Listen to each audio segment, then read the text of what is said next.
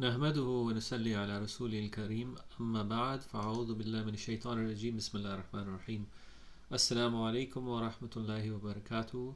Today we will talk about the rulings of the sacred law and continue in it about the discussion of those actions that are disapproved or disliked or known as makruhaat or makruh actions, as well as those actions that are haram or prohibited, and we will look into understanding what are the sources from which these rulings are derived for an action, and define each one of these. So let's begin. Previously we covered compulsory, which are the faraid actions, recommended, which are the sunnah, and then those things that are halal or permitted, which are the mubahat. So we will look at disapproved actions or makruh actions, something that is looked down upon. And there are 4 different categories under which this falls. But the main makruh actions are makruh tahrimi, which is a makruh, an action that is prohibitively disliked or disapproved prohibitively. Makruh tanzihi, on the other hand, are those actions that are disapproved or disliked by the lawmaker, but not to the degree as a makruh tahrimi, but somewhat disliked. And in between that you have isat or isa, and then the one closest to a permissible action would be a khilaf ula, but falls in these gray areas between permissible and haram actions. So let's look at makruh tahrimi. So a makruh tahrimi is a prohibitively disliked action. It is close to a haram action, but because it is not derived from a dalil qat'i, from a unambiguous source like the Holy Quran or a mutawatir hadith, therefore it is placed into the category of a makruh tahrimi action, a prohibitively disliked action. It is a sin to act upon it, and you are liable for punishment and deserving of punishment if you were to act upon it. If you refrain from acting upon it, you are rewarded. Regarding such an act as lawful is not disbelief. Why? Because it's not derived from a dalil qat'i text.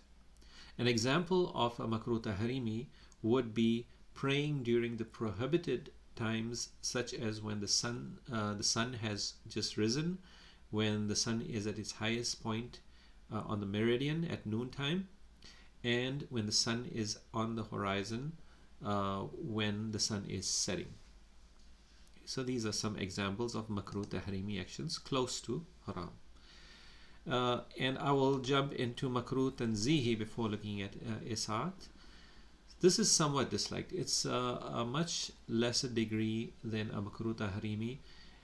It is called makruh tanzihi, somewhat disapproved, somewhat disliked by the lawmaker. And if you are rewarded if you were to avoid any of these acts, and it's not sinful if they were performed but not having acted optimally in the deen, not acting as a Muslim should. Examples of this would be to take wudu from leftover water that a cat has drunk from. And this is defined in pure water when we talk about wudu, and before purification we need to understand which kind of water is absolutely pure and which may be and they all fall under these different categories, and one of it is makruh tanzihi, as I have just explained. Slapping water on the face when performing wudu is also considered in the Hanafi school as a makruh tanzihi act. And then in between this is isat or isa. These are offensive actions with a degree between makruh tahrimi and makruh tanzihi. Habitually acting upon these actions is sinful. An example of this would be not to wash or rinse your mouth, or not to clean your nose during wudu. Now typically when we perform wudu, we just perform it not thinking that that is in fact a sunnah action, and we will talk about what degree these fall under at a later time. And then the last of this category is khilaf ula, which is just something better to turn away from. It's disliked. Uh, it is better for the Muslim to turn away from such an act.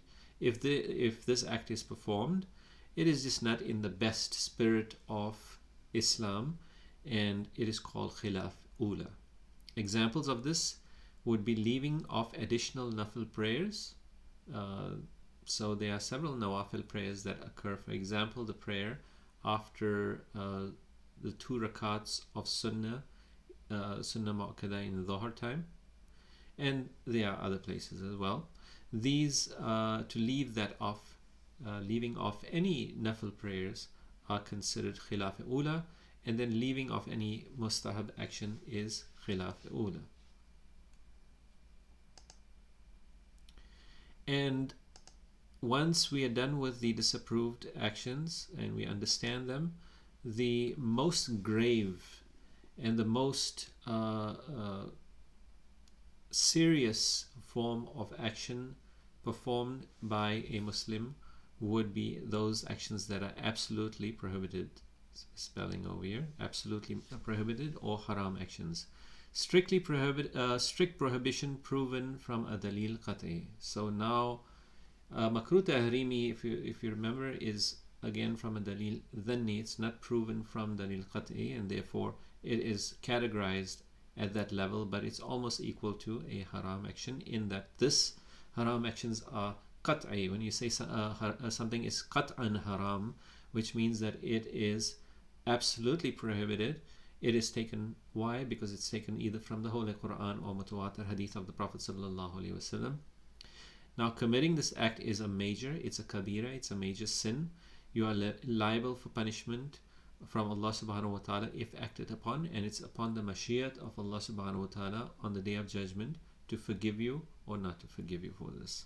Refraining from it is rewarded, and regarding such an act as lawful is disbelief. An example of this would be drinking alcohol, gambling, adultery, and other prohibited few things that are mentioned in the Holy Quran and as proven from hadith mutawatir. And this completes the section for the various rulings of the sacred law. Why is this important? This is a summary that you can see on the screen of all of these actions and the degree. So you have fard, wajib, sunnah mu'akkada, sunnah ghair mu'akkada, mustahab, mubah, khilaf ula, makruh tanzihi, isa, makruh tahrimi, and haram. So it goes from being rewarded through getting to a point where one becomes liable for punishment. And if you look at all of this, there's more reward in all of the actions and very little that has to do with punishment. So one may be liable for punishment in very few places, and one is rewarded more, indicating that Allah subhanahu wa ta'ala's wrath, Allah subhanahu wa ta'ala's mercy is above his wrath. And then the opposite of a fard would be a haram. The opposite of a wajib is makruh tahrimi.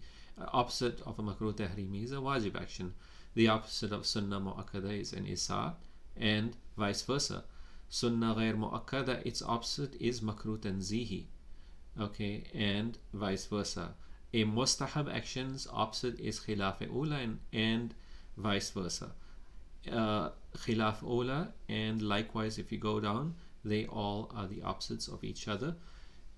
This chart I would recommend that you print out, and I will post a PDF file for this on our website in this video, where you can pull it down and keep it with you handy, and refer back to these videos, because this is something that is a very good reminder for each one of us.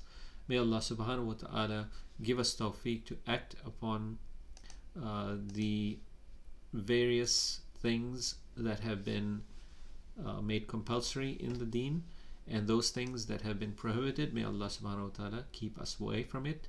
May Allah give us tawfiq to follow the sunnah of our Prophet sallallahu alaihi wasallam and to stay away from prohibitions and disapproved acts, and only stay within the limits of those things that are permitted.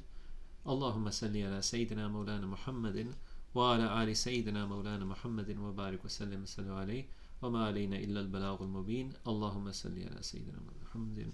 Assalamu alaikum wa rahmatullahi wa barakatuh.